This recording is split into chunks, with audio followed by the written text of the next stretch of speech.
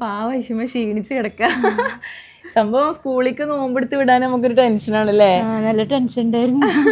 അതുകൊണ്ട് ഇതുവരെ അവള് നോമ്പെടുത്തിട്ടില്ല. പക്ഷെ ഇപ്രാവശ്യം വാശിക്കാണ്, കട്ടൊക്കെ നിക്കട്ടെ, ബാങ്ക് കൊടുക്കണവരെ ഞാൻ നോമ്പെടുക്കുമെന്ന് പറഞ്ഞിട്ട് നിക്ക. കൊറേ വെള്ളം കുടിച്ചോന്നൊക്കെ പറഞ്ഞു.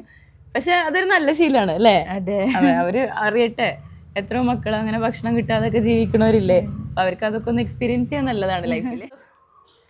താങ്കളുടെ നോമ്പെടുത്തിട്ടുള്ള ആദ്യമായിട്ടുള്ള എക്സ്പീരിയൻസ് എങ്ങനെയുണ്ടെന്ന് പറയാമോ? ഐഷു മുഖന്തിരിക്കുന്നു, പാവം നല്ല ക്ഷീണിച്ചു. സ്വന്തം ഇഷ്ടപ്രകാരമാണോ താങ്കൾ നോമ്പെടുത്തത്? പറയൂ പ്ലീസ്. പ്ലീസ് ഒന്ന് പറഞ്ഞാ മതി. ഐഷുന് ദേഷ്യം വരുന്നു. കിച്ചൺ ഡ്യൂട്ടി ഫുള്ള് ഉമ്മയായിട്ട് എടുക്കാറ്. പാവം ഒറ്റയ്ക്കാണ് എല്ലാ സംഭവങ്ങളും ഉണ്ടാക്കിയത്. എനിക്ക് പിന്നെ പ്രത്യേകിച്ച് ഒന്നും ഉണ്ടാക്കാറിയതുകൊണ്ട് ഞാൻ അവിടെ നിന്ന് സമയം വേസ്റ്റ് ചെയ്തിട്ട് കാര്യമില്ലല്ലോ. അതുകൊണ്ട് ക്ലീനിങ് ഡ്യൂട്ടി ഒക്കെ ഞാൻ ചെയ്യും.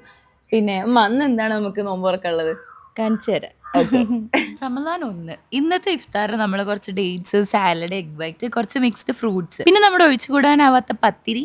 ചിക്കൻ അല്ല, ഇന്ന് നമ്മൾ ബീഫാണ് ഉണ്ടാക്കിയിട്ടുള്ളത്. അല്ലെങ്കിലും പത്തിരി നമുക്ക് ഒഴിച്ചുവിടാൻ പറ്റാത്തൊരു സംഗതിയാണല്ലോ നോമ്പിന്. അപ്പൊ എല്ലാവരും ഹെൽത്തി ആയിട്ടിരിക്കുക, ഹാപ്പി ആയിട്ടിരിക്കുക. ബാക്കി അടുത്ത വീഡിയോയിൽ